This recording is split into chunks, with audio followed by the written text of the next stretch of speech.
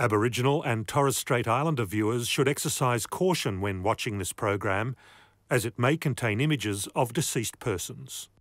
Imagine having the opportunity to learn in the bush rather than in a classroom. A little place called Downie, located in Western Australia's southwest, people have the opportunity to reconnect and listen to the land.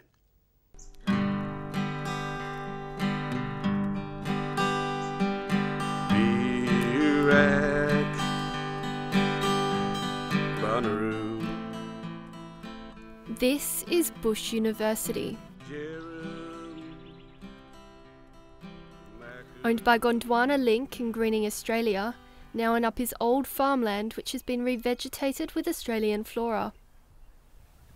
It's about two cultures and many cultures coming together. A group of Noongar people, led by Eugene Eads, are responsible for that land and all the activities that take place on it.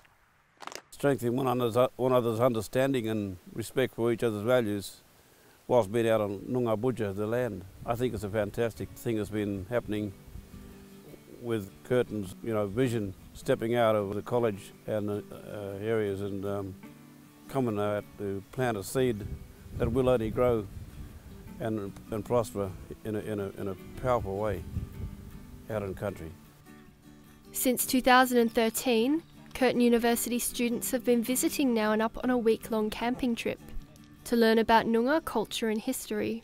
Well, I think for the last 200 years, right across Australia, but even more particularly in Noongar country, it's been a one-way process of knowledge and knowing about people. Curtin University's Elder-in-Residence Simon Forrest believes teaching non-Aboriginal people, or Wadjalas, about Noongar culture and language will create a two-way process of knowledge exchange. We, Aboriginal people, have always had to adapt and know about Wadjala culture. The Bush University and other things are about providing the opportunity for non-Aboriginal people to learn things Aboriginal way, including language. In the Noongar community, I'll be quite honest with you, we haven't got as many messengers. So I thought if we only make up 2% of the population, we need to get on board and make friends with these Wadjalas to carry some yarns and take some messages around their travels. When I went to school in New Zealand, everything was based around Maori history. So we learnt the language, we learnt the stories, we learnt the history. Student Emma Foley realised just how much she didn't know about Aboriginal history and culture before going on this trip. When we moved to Australia, there was none of that. I learnt about the rainbow serpent and that was kind of it until we came down here. I had no idea about the massacres in Coconirap. I had no idea even about Terra Nullius. Next year, Curtin University and Gondwana Link are set to sign an agreement which Eugene hopes will make these trips more frequent. It will also involve upgrading the facilities at Nowunup to facilitate larger groups of people. There'll be a celebration. There will be song, dance and ceremony happening on our part as Noongars because of this unique commitment to each other in a way of true reconciliation. Curtin University students hear stories about the stolen generation and visit significant historical Aboriginal sites such as the Coconirap Memorial and parts of the Rabbit-Proof Fence while visiting the Bush University. It's obviously a place for learning and acquiring knowledge and engaging in some of the history, some of the injustices that have happened on this land that people don't necessarily know about, and I think they should know. It's not just non-Aboriginal people who attend Bush University. Eugene works with Noongar people wanting to learn about their own history, culture and language. Well, what's been happening there over many years has been things like healing. People from the stolen generation go to these some of these places for healing type of activities. They also have men's and women's camps, Aboriginal Noongar men and Noongar women's camps to build up cultural knowledge and capacity as a group of Noongar people together. Some of the things that was missing from their life was nothing about language, nothing about culture, nothing about family trees and basically who they belong to, where they belong to. Something I've been really inspired by is hearing the incredible advocacy and community building work that Eugene and Simon and Ronnie are doing out in country and here in Perth. Erin Thomas, who is studying at Curtin's Centre for Human Rights, says the trip showed her the importance of having a strong community spirit. Being able to get Noongar people to come back to Nowunup to connect with a sense of their culture as a place of healing has been incredible, and seeing the way that the community is strong and mobilising around these great initiatives to build something. 40,000 years of living on this old land. 40,000 more.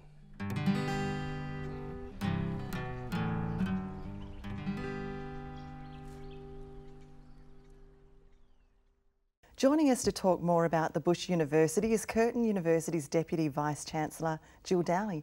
Thanks for joining us. Thanks very much. Well, what is it about the Bush University that has captured the imagination here at Curtin? The Bush University is a really exciting initiative. We developed several years ago, after our Reconciliation Action Plan, an intercultural capability framework for both staff and students. And out of that was born the idea that we needed not only to educate our students about Indigenous culture and knowledges, but also that we needed to immerse our students and our staff on country so that students could be educated and really understand what it was like to live on country, to learn from Indigenous elders, to really be immersed in an experience that was very different to what they could receive in the classroom.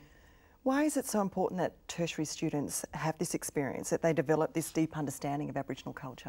Look, I've long believed that it's absolutely essential in Australian universities that we make sure that everyone who graduates from an Australian university really understands about Aboriginal culture and history. I think our school system is starting to educate our students, but many of the students that come to Curtin University really haven't had any education around Aboriginal knowledges, history, culture, and certainly our international students haven't. So I think it's really important that we make sure that students learn about these topics, not only in the classroom from our wonderful Aboriginal and Torres Strait Islander staff, but also that they learn on country about what it's like to live around Aboriginal ways of knowing and being. So Jill, Curtin has had a Reconciliation Action Plan for about 10 years. How do you feel then, knowing that you still have students who are coming through who would really benefit from the Bush University concept because they're just not getting that exposure or that information prior to hitting Curtin? Yes, look, absolutely. Curtin was one of the first universities to have a Reconciliation Action Plan and to register that with Reconciliation Australia, and we've renewed that action plan, and again we're about to launch our next Reconciliation Action Plan next year. Over the course of that time, I think we've done a lot of wonderful things, and as I said, out of that has been born the intercultural capability framework. But it is a shame, I think, that more students don't come into university with a knowledge about Indigenous ways of being. The Bush University is a great concept. What we actually do at Nowunup is really immerse the students in the culture.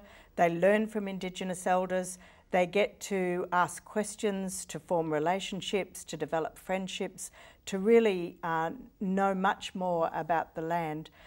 It's a shame that it hasn't happened a lot earlier. But since we've had the Elder in Residence position at Curtin University, Professor Simon Forrest, Simon's been working on this for the last several years and taking groups of students out on country, and really it's his vision that has seen the development of the Bush University. So while it's been a time coming, it certainly is a wonderful initiative, and it's a fabulous vision that he and Eugene and others have for the Bush University. Jill, how can you possibly measure the success of an initiative like this one? Look, I think the measure of success is really what we see around the ripple effect of what's happening. As students go on country, as they learn about Aboriginal culture and history, they share that with their friends, they share that with their families. And time again, we hear anecdotally back from the community about how a student or a graduate of Curtin University has actually imparted their knowledge and helped their family or the community know better about Aboriginal knowledges and history and culture. So I think we measure the success through engagement. It's engagement with our students. We get absolutely fabulous feedback about the Bush University experiences.